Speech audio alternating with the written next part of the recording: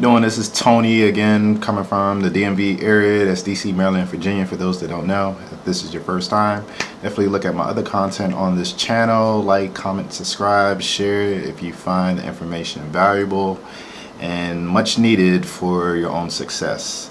So when I was in Nigeria this past September, I noticed a couple things about the educational sector, particularly or specifically in Ibadan. So my contact that was there, she graduated from University of Ibadan, and she was just telling me about what she had to go through, and it was very shocking.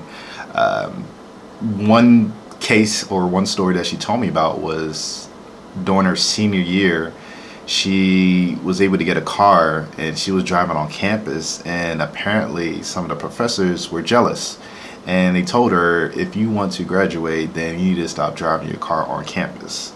Yes, these were professors that told her this, and me, I'm just saying it for the first time. I'm just like, this is so freaking ridiculous, and you're just a hater. So that was her experience. She told me about the professors, how the professors will show up day one and you won't see them for the whole semester. Pretty much you're teaching yourself, and you have to go to the bookstore to get the books to study or whatever. They don't teach.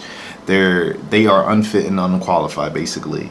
The bookstore that you go to, books are outdated, old. Of course, you got to pay. You can't borrow, but like there's no library there, so you can't even have a nice place to study at or just to borrow the books.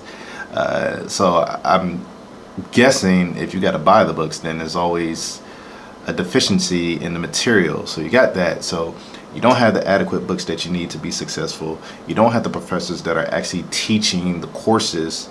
And then, of course, you know about the bribery for the grades and just the corruption that goes on that part of it. Now you got the facilities. We drove by the campus, and I was just looking around, and she was telling me how the facilities were, especially the dormitories. How, I mean, so apparently the Queen at that time during colonization, they built the school, and they built everything at that time. And they have not updated anything since. So this is probably like back in 1950. Yes, 1950, got the same facilities. It's obvious. It looks like crap. It just looks horrible, and it's a true shame that the president of the campus doesn't seem to understand that you got to update as time goes on. So very sad to see. So say you go through all of that, you get your degree, and your degree is not seen as quality globally.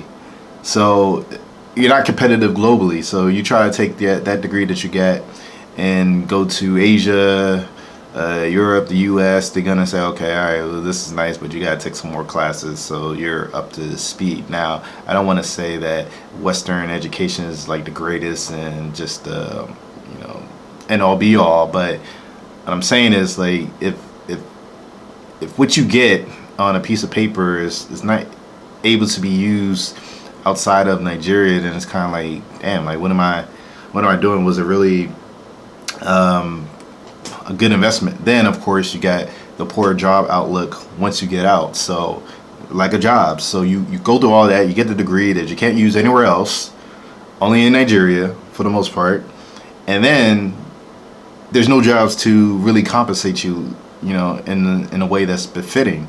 So I mean, you just go through all this stress, all this emotion, the money financially, go through all of this, and it's like at the end of the day, you can't. I mean, like, what was it all for? It was just learning about it was just frustrating enough for me, and I'm just like, I don't know how people continue to make that same trend over and over and over. So you stress over getting this piece of paper that really doesn't add significant value to your life, and you have to go back and think about, okay, what is investing? What are you doing? What is the point of going to college? The whole point is to attain knowledge so you can better place yourself in a position that's higher than where you're coming from. in order to have a better quality of life. Now, if you go through all of that and your quality of life is pretty much comparable to someone that didn't go to college, how are you winning? How are you winning? I mean, you're basically, it's like you played yourself. You spent all that money, you spent all that time just to make yourself feel like you're an elite, but when it comes to actually living life, it's like you're struggling just like the other person that doesn't know how to read. And that's the part that's just is mind-boggling, that people keep going through that same carousel and just doing the same thing over and over and over and over and over. Like, you can't, your degree is not edible. If you cannot provide for your family with that piece of paper that you just got, then don't go get the degree. Now, I'm not saying college is a bad thing at all. I'm not trying to, of course it has its position, but you got to think about the situation that you're in. You're in a country that when it comes to policies, it needs some improvement. It needs some work. The corruption, of course, it doesn't help the situation. My advice, I will tell you, is learn a trade, and then learn how to start and run a business and scale it up and make it profitable. So I don't mean following what someone else is doing. No, I mean put in the time to study, read, look at YouTube videos on how to build your business and be successful at it. That way you can not only provide for your family, but you can also provide for your brothers and sisters in your community, and then you can be self-sufficient. You don't have to worry about handouts from the government around election time. You don't have to worry about people that are running for Congress or whatever, governorship, federal government to give you a little bit of money here on the side. Like, you don't have to worry about any of that stuff when you can produce your own wealth. So that will be my advice to you, because I mean, even here in the U.S., college costs are rising so much that it's almost becoming it really already is a burden. The student loan debt that we partake in just kills our net worth. And now, even when we do get that degree, especially if you're black, you don't have the same job prospects like someone that is white. I mean, it's statistically, you got the lower end of the stick, and who wants to be there? You spend all that time, you spend all that money, you missed out on money you could have made while you was in school to graduate, and then now you have this extra financial burden on you.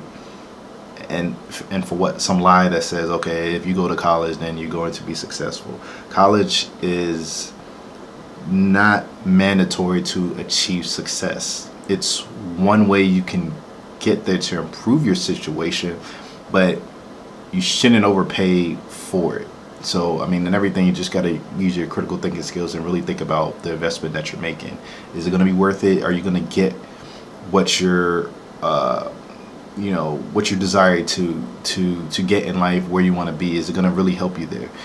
If it ain't going to bring you to where you want to be, then you just got to find another way to be strategic. You can always go back, but just look at your current situation to see, does it make sense or doesn't. Definitely, if you like the content, like, comment, subscribe, of course, all that good stuff, and I'll catch you later.